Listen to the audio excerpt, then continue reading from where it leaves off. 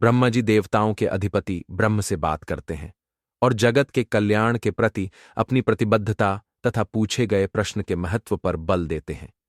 वे शिव तत्व की अवधारणा प्रस्तुत करते हैं जो सभी पापों का नाश करने वाला है और असाधारण एवं मायावी माना जाता है।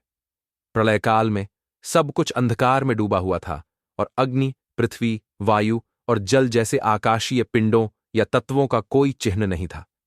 उस शून्यता में केवल सत शेष रह गया, जिसे पवित्र ग्रंथों में परम सत्य, मन की समझ से परे, निराकार, गुणहीन और अपरिवर्तनीय बताया गया है।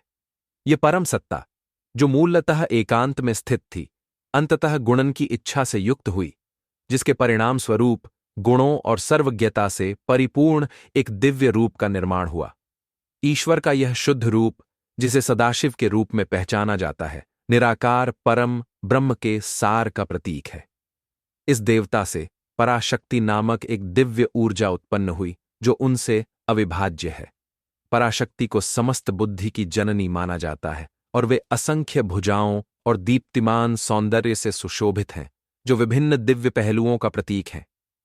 सदाशिव, जिन्हें परम पुरुष और शिव जैसे अनेक नाम प्राप्त हैं, 5 मुख, 10 भुजाएं और शांत स्वभाव सहित विशिष्ट शारीरिक विशेषताएं रखते हैं।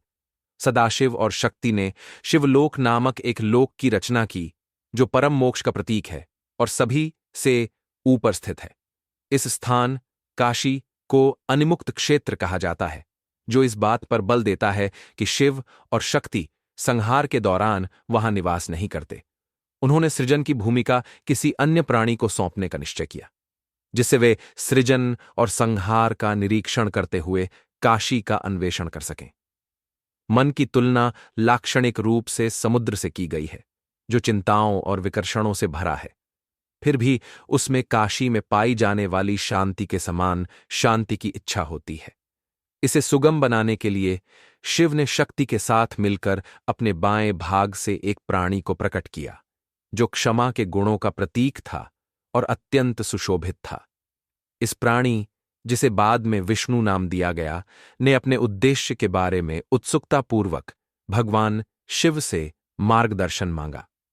भगवान शिव ने विष्णु के विशाल स्वरूप के कारण उन्हें अपना नाम दिया और उन्हें गहन ध्यान और तपस्या का अभ्यास करने का निर्देश दिया, जिसे प्रगति के लिए आवश्यक माना गया।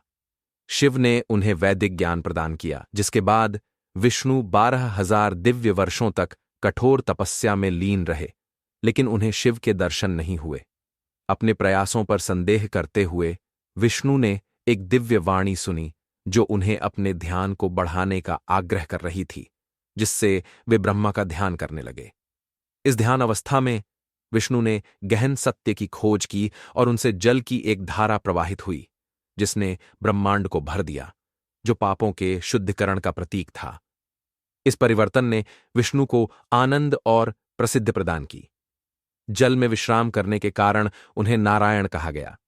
इसके बाद नारायण से सभी तत्व प्रकट हुए जो सृष्टि की उत्पत्ति का विवरण देते हैं, जिसमें भौतिक जगत और उसके जड़ पहलुओं के निर्माण हेतु गुणों का उद्भव भी शामिल है।